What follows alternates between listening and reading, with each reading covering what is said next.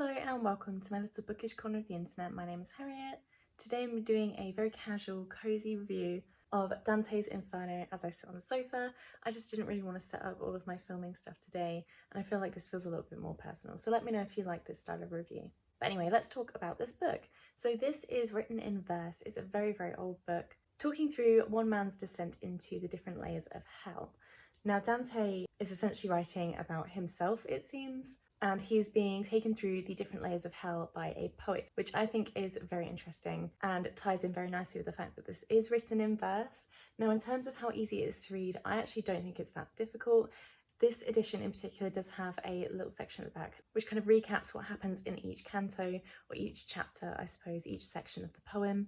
And I found that very useful at points. I didn't have to use it the whole entire time that I was reading it, but there were some sections where I felt like I needed a little bit of clarification of what was going on. So it's very helpful that this edition does have that in there. I think it makes it a bit more accessible. It's definitely not an entry-level book that I'd recommend for someone who has only just got into reading, but if you are looking for a little bit of a challenge, something very interesting, I do recommend giving it a go and seeing how you get on. But I found that it flowed really well. The fact that it was written in verse made it even more interesting and just felt very beautiful, and it flowed really nicely. It just made for a really lovely, cozy reading experience. But then the actual topic that it's discussing is really, really dark. So essentially there are these different circles of hell that we travel through, and each circle of hell is worse than the last.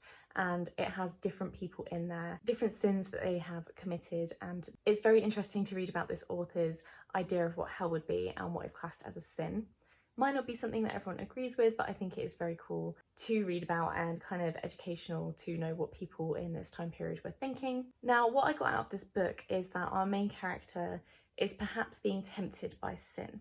So he gets shown the different layers of hell, thinking about these different things that he could do in his life and what will happen to him if he does. Because the whole time he isn't actually dead, he's just being shown almost like a tour of hell and what could happen to him if he does these different things. So in my opinion, it is a almost metaphor for him thinking about temptation and sin and almost living the hell that would happen to him for each one, and him deciding at the end that he just wants to be an unsinful person, obviously in his opinion, what sin is and in his religion. I'm personally not a religious person, but I do think it's very cool to read religious texts and understand how different people think about the world. So yeah, that's what I got out of it. It's actually quite gruesome, quite dark, but as I say, it is relatively easy to get through. I didn't find myself struggling at any point, and it's a really, really short read. This edition in particular, I do definitely recommend picking up.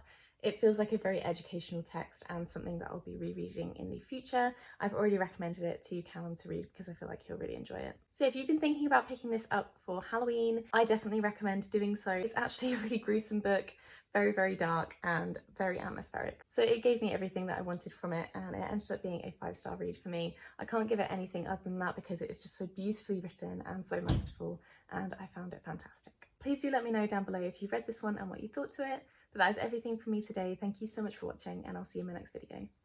Bye!